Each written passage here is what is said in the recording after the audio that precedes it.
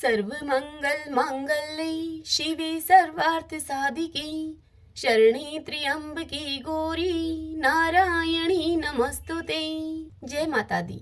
भगतजनों, चैत्र मास प्रारंभ हो चुका है। चैत्र मास के प्रथम दिन यानी कि आज से हम सुनेंगे श्रीमद् देवी भागवत महापुराण की कथाएं। प्रतिदिन नियम पूर्वक एक अध्याय का हम श्रवण किया करेंगे। स्कंद के अध्यायों को श्रवण करने से पहले श्रीमद् देवी भागवत के महात्म्य को जानना आवश्यक है। श्रीमद् देवी भागवत पुराण सभी पुराणों में अति श्रेष्ठ है, जिसमें तीनों लोकों की जननी साक्षात सनातनी भगवती जी की महिमा गाई गई है। जो श्रीमद् देवी भागवत के आधे श्लोक या चौथाई श्लोक को जो भी मनुष्य प्रतिदिन सुनता अथवा पढ़ता है, वह परम गति को प्राप्त होता है। जिस घर में नित्य श्रीमद् देवी भागवत ग्रंथ का पूजन किया जाता है, वह घर तीर्थ स्वरूप हो जाता है और उस घर में निवास करने वाले लोगों के पापों का नाश हो जाता है। जो व्यक्ति भक्ति भाव से देवी के इस भागवत पुराण का पाठ अथवा श्रवण करता है, देवी के इस भागवत पुराण का पाठ या श्रवण करने से वह धर्म, अर्थ, काम और मोक्ष को प्राप्त कर लेता है। अमृत के पान से तो केवल एक ही मनुष्य अजर अमर होता है, किंतु भगवती का कथा रूप अमृत संपूर्ण कुल को ही अजर अमर बना देता है। सभी 18 पुराणों में यह श्रीमद् देवी भागवत पुराण सर्वश्रेष्ठ है और धर्म, अर्थ, काम एवं मोक्ष को प्रदान करने वाला है। जो मनुष्य सदा ही भक्ति श्रद्धा पूर्वक श्रीमद् देवी भागवत की कथा को सुनते हैं, उन्हें सिद्धि प्राप्त होने में रंच मात्र भी विलंब नहीं होता। इसीलिए मनुष्यों को इस पुराण का सदा ही पठन और श्रवण करना चाहिए। पूरे दिन के आधे समय तक, चौथाई समय तक या फिर मुहूर्त भर अथवा एक क्षण भी जो लोग भक्ति पूर्वक इस पुराण का श्रवण करते हैं, उनकी कभी भी दुर्गति नहीं होती। समस्त तीर्थ, पुराण और व्रत अपनी श्रेष्ठता का वर्णन करते हुए तभी तक गर्जना करते हैं जब तक कि मनुष्य श्रीमद् देवी भागवत का सम्यक रूप से श्रवण नहीं कर लेते। मनुष्यों के लिए पाप रूपी अरण्य तभी तक दुखप्रद एवं कंटक में रहता है जब तक कि श्रीमद् देवी भागवत रूपी परशु अर्थात कुठार उपलब्ध नहीं हो जाता। मनुष्यों को ग्रहण रूपी घोर अंधकार तभी तक कष्ट पहुंचाता है जब तक कि श्रीमद् देवी भागवत रूपी सूर्य उनके सम्मुख उदित नहीं हो जाता। इस संसार में जो भी मनुष्य विशेष श्रद्धा के साथ उच्च विचारों से युक्त होकर संपूर्ण पुराणों के सार स्वरूप समस्त वेदों की तुलना करने वाले तथा नानाविध प्रमाणों से परिपूर्ण इस श्रीमद् देवी भागवत पुराण का पाठ करता है तथा इसका भक्ति पूर्वक श्रवण करता है, वह मनुष्य ऐश्वर्य तथा ज्ञान से संपन्न हो जाता है। महर्षि व्यास जी ने राजा जन्मेजय से कहा कि महादेवी का यह परम अद्भुत पुराण सुनकर मनुष्य कृतकृत्य हो जाता है और वह भगवती का प्रियतम हो जाता है। हे नृपश्रेष्ठ, जिस देवी भागवत में साक्षात मूल प्रकृति का ही प्रतिपादन किया गया हो, उसके समान अन्य कोई पुराण भला कैसे हो सकता है। हे जन्मेजय, जिस देवी भागवत पुराण का पाठ करने से वेद पाठ के समान पुण्य प्राप्त होता है, उसका पाठ श्रेष्ठ विद्वानों को प्रयत्न पूर्वक करना चाहिए। श्री सूत जी मुनियों से बोले, हे श्रेष्ठ विप्रवरों, जो इस श्रेष्ठ श्रीमद् देवी भागवत का नित्य भक्ति पूर्वक श्रवण करता है, उसके लिए कुछ भी कहीं भी दुर्लभ नहीं है। इसके श्रवण से पुत्रहीन व्यक्ति को पुत्र, धन चाहने वाले को धन और विद्या के अभिलाषी को विद्या की प्राप्ति हो जाती है। साथ ही संपूर्ण पृथ्वी लोक में वह कीर्तिमान हो जाता है। जो स्त्री वंध्या, काक वंध्या अथवा मृत वंध्या हो, वह इस पुराण के श्रवण से उस दोष से मुक्त हो जाती है। इसमें तनिक भी संदेह नहीं है। यह पुराण जिस घर में विधि पूर्वक पूजित होकर स्थित रहता है, उस घर को लक्ष्मी और सरस्वती कभी भी नहीं छोड़ती और वेताल, डाकनी तथा राक्षस आदि उस घर में झांकते तक नहीं है। यदि ज्वरग्रस्त मनुष्य को स्पर्श करके एकाग्रचित होकर इस पुराण का पाठ किया जाए, तो वह दाहक ज्वर उस रोगी मनुष्य के मंडल को छोड़कर भाग जाता है। इसकी 100 आवर्ती के पाठ से क्षयरोग समाप्त हो जाता है। जो मनुष्य प्रत्येक संध्या के अवसर पर दज्जित होकर संध्या विधि संपन्न करके इस पुराण के एक एक अध्याय का पाठ करता है, वह मनुष्य ज्ञानवान हो जाता है। शारदीय नवरात्र में परम भक्ति से इस पुराण का पाठ नित्य करना चाहिए। इससे जगदम्बा उस व्यक्ति पर प्रसन्न होकर उसकी समस्त अभिलाषाओं से भी अधिक उसे फल प्रदान करती हैं। वैष्णव, शव, शौर तथा गणपत्य जनों को अपने अपने इष्ट देव की शक्ति की संतुष्टि के लिए चैत्र, आषाढ़, अश्विन और माघ इन मासों के चारों नवरात्रों में इस पुराण का प्रतन पूर्वक पाठ करना चाहिए। ऐसा करने से रमा, उमा आदि शक्तियां उस मनुष्य पर सदा ही प्रसन्न रहती हैं। हे मुने, इसी प्रकार वैदिकों को भी अपनी गायत्री की प्रसन्नता के लिए इसका नित्य पाठ करना चाहिए। हे श्रेष्ठ मुनियों, यह पुराण परम पवित्र एवं वेदों का सार स्वरूप है। इसके पढ़ने अथवा सुनने से वेद पाठ के समान फल प्राप्त होता है।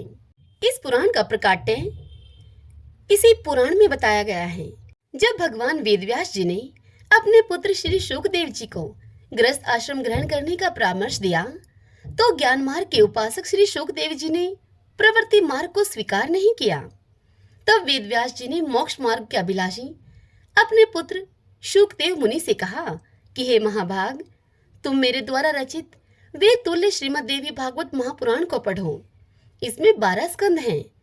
यह पुराण सभी पुराणों का आभूषण है और इसके सुनने मात्र से सत और असत वस्तुओं का यथार्थ ज्ञान हो जाता है।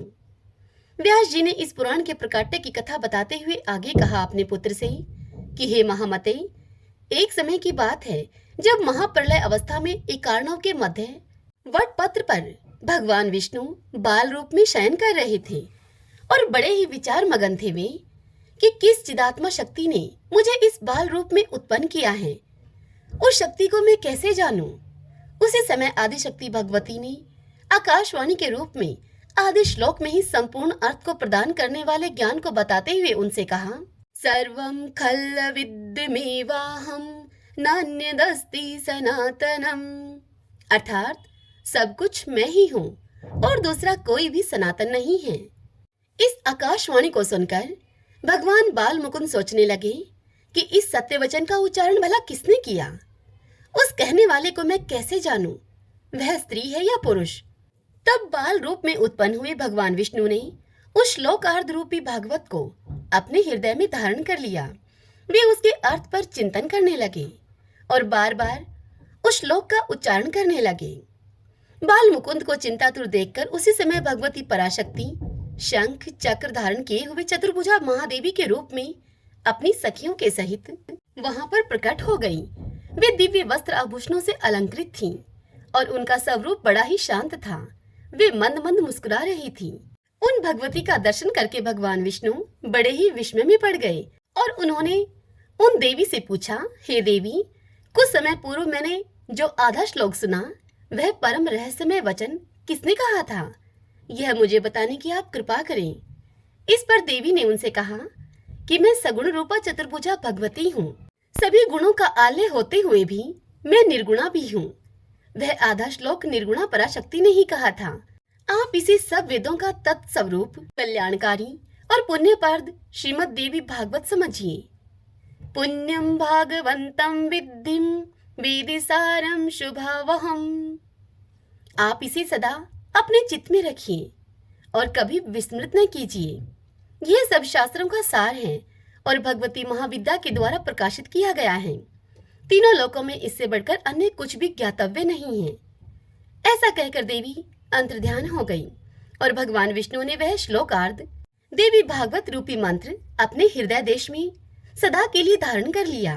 कुछ समय के बाद जब ब्रह्मा जी दैत्यों के भय से डरकर भगवान विष्णु की शरण में गए, तो भगवान विष्णु को ध्यान में स्थित होकर मंत्र जप करते हुए देखकर ब्रह्मा जी भगवान विष्णु से बोले कि हे देवेश, आप किस देवता का जप कर रहे हैं? आपसे भी बढ़कर कोई और है क्या? तब विष्णु जी ब्रह्मा जी से बोले कि हे महाभाग ब्रह्मा जी, हम सभी में जो कार्य कारण रूपा शक्ति विद्यमान है, जिनके द्वारा यह संसार पालित पोषित और तिरोहित किया जाता है, वे ही सनातनी पराविद्या हैं। वे ही सभी ईश्वरों की भी स्वामिनी हैं। उन भगवती ने आदि श्लोक में जो कुछ कहा वही वास्तविक श्रीमद् देवी भागवत है। प्रत्येक द्वापर युग में उसी का विस्तार होगा।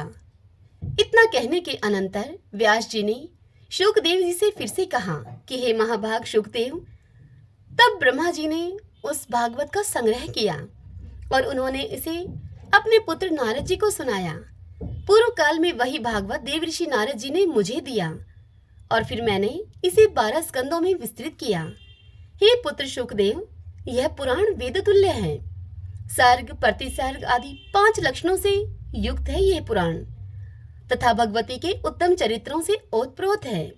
यह तत्व ज्ञान के रस से परिपूर्ण, वेदार्थ का उपब्रहण करने वाला, ब्रह्म विद्या का निधान एवं भवसागर से पार करने वाला है। यह पुराण अत्यंत ही पुण्यप्रद है।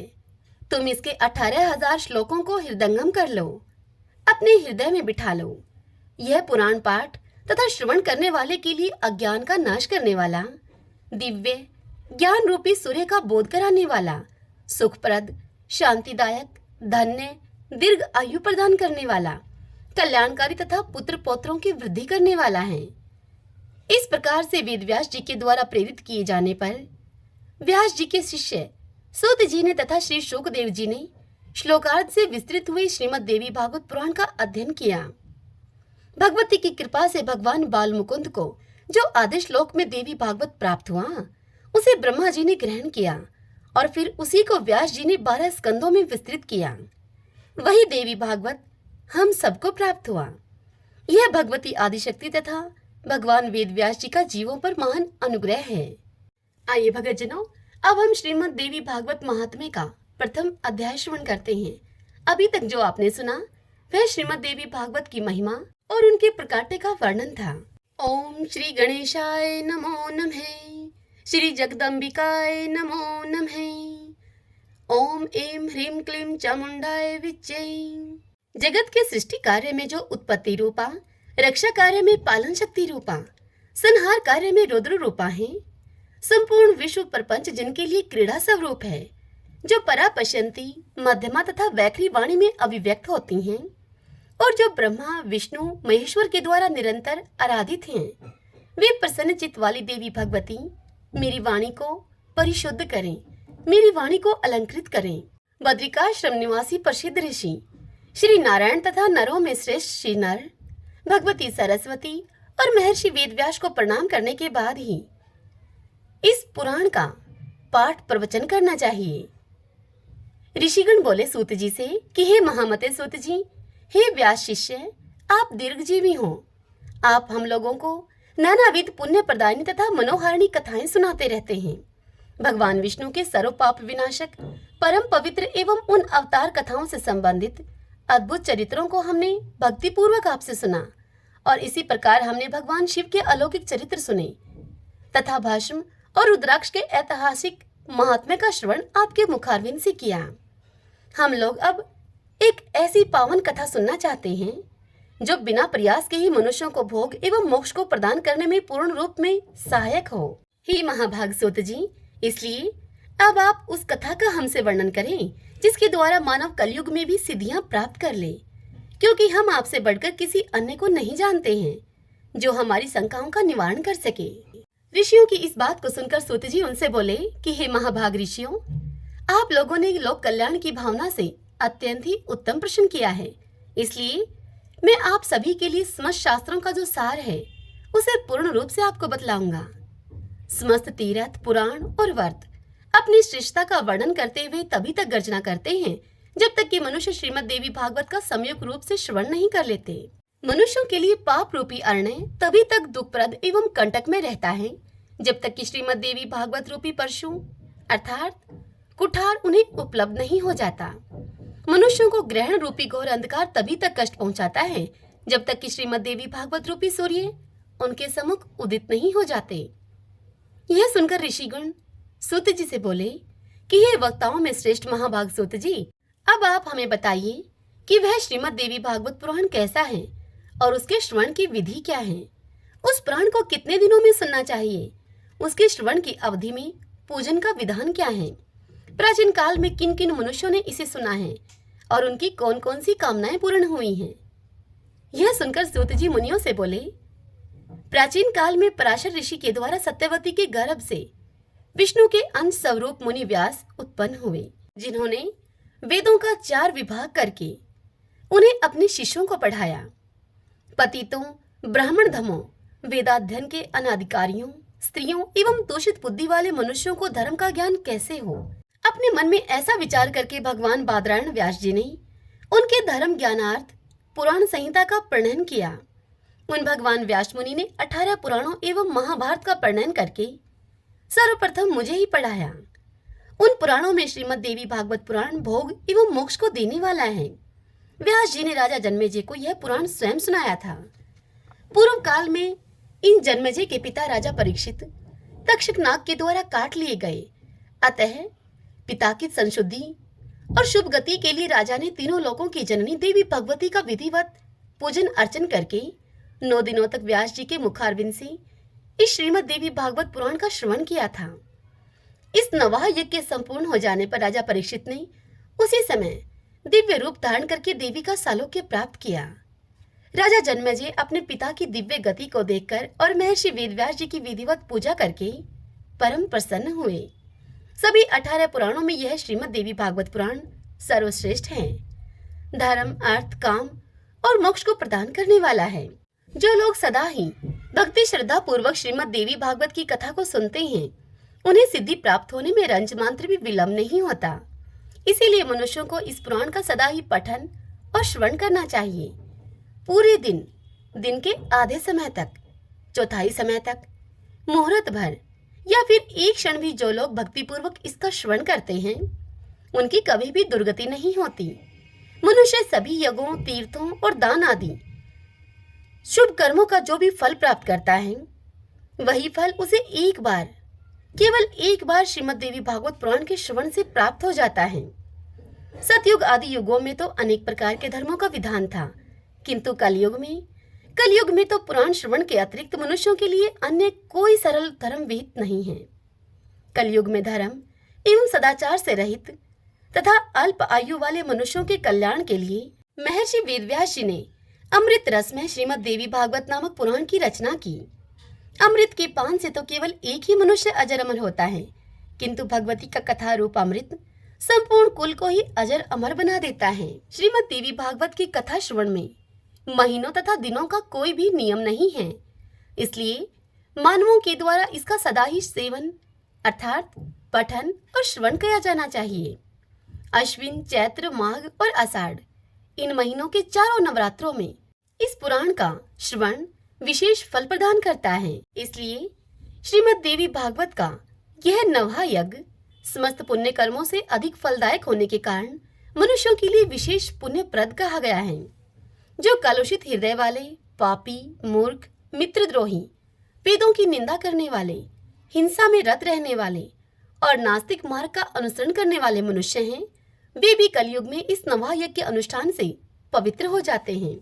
जो मनुष्य दूसरों के धन तथा पराई स्त्रियों के लिए लालायित रहते हैं, पाप के बोझ से दबे हुए हैं और गौ, ब्राह्मण, देवताओं की भक्ति से रहित हैं, वे भी इस नवहा यज्ञ से शुद्ध हो जाते हैं। जो फल कठिन तपस्याओं, व्रतों, तीर्थ सेवन, अनेक विध दान, नियमों, यज्ञों, हवन एवं जप आदि के करने से प्राप्त नहीं होता है, वह फल मनुष्यों को श्रीमद् देवी भागवत के नवहा यज्ञ से प्राप्त हो जाता है। हे विप्रों, गंगा, गया, काशी, नैमिषारण्य, मथुरा, पुष्कर तथा बद्रिकारण्य भी मनुष्यों को उतना शीघ्र पवित्र नहीं कर पाते हैं जितना कि श्रीमद् देवी भागवत का यह नवहा यज्ञ लोगों को पवित्र कर देता है। इसलिए श्रीमद् देवी भागवत पुराण सभी पुराणों में श्रेष्ठतम है। इसे धर्म, अर्थ, काम और मोक्ष की प्राप्ति का उत्तम साधन माना गया है। जो अश्विन महीने के शुक्ल पक्ष में सूर्य के कन्या राशि में पहुंचने पर महाअष्टमी तिथि को स्वर्ण सिंहासन पर स्थित देवी के प्रीति पर श्रीमद् देवी भागवत ग्रंथ का पूजन करके उसे किसी योग्य ब्राह्मण को श्रद्धा पूर्वक देता है, वह देवी के परम पद को प्राप्त होता है।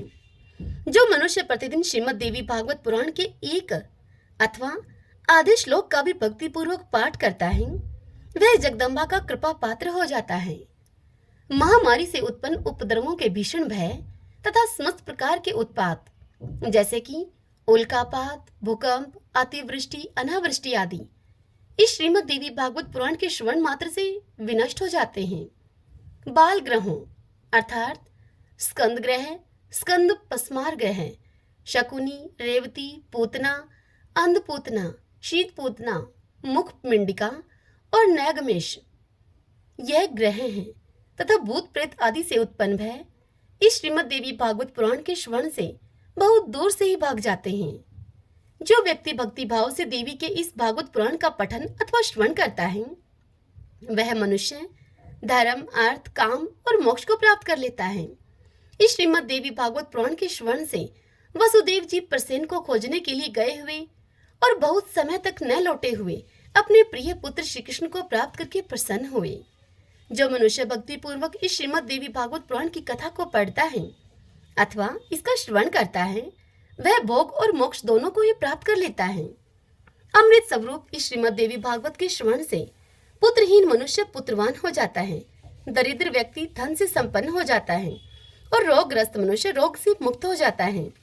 बंध्या स्त्री, एक संतान वाली स्त्री अथवा वह स्त्री जिसकी संतान पैदा होकर मर जाती हो, वे भी श्रीमद् देवी भागवत पुराण को सुनकर दीर्घ आयु वाला पुत्र प्राप्त करती हैं। जिस घर में नित्य श्रीमद् देवी भागवत पुराण का पूजन किया जाता है, वह घर तीर्थ स्वरूप हो जाता है और उसमें निवास करने वाले लोगों के पापों का नाश हो जाता है। जो मनुष्य अष्टमी, नवमी तथा चतुर्दशी तिथियों को श्रद्धा पूर्वक इसको पढ़ता है अथवा सुनता है, वह परम सिद्धि को प्राप्त करता है। इस श्रीमद् देवी भागवत पुराण का पाठ करने वाला ब्राह्मण वेद वेताओं में अगर गण्य हो जाता है, क्षत्रिय राजा बन जाता है, वैश्य धन संपदा से संपन्न हो जाता है और शूद्र भी इसके श्रवण मात्र से अपने कुल अर्थात बंधु बांधवों के बीच श्रेष्ठता प्राप्त कर लेता है। इति श्री स्कंद पुराणे मानस खंडे श्रीमद् देवी भागवत महात्म्ये देवी भागवत श्रवण महात्म्ये वर्णने नाम प्रथमो अध्यायः। जय माता दी। कथा आज की यदि आपको पसंद आई हो तो वीडियो को आप लाइक करें और कमेंट बॉक्स में जय माता दी लिखिए। यदि आपने अब तक हमारे इस चैनल को सब्सक्राइब नहीं किया है तो जरूर करें। बेल आइकन के बटन को भी प्रेस कर लीजिएगा ताकि आपको आने वाले नए वीडियोस की जानकारी सबसे पहले मिल सके। जय माता दी।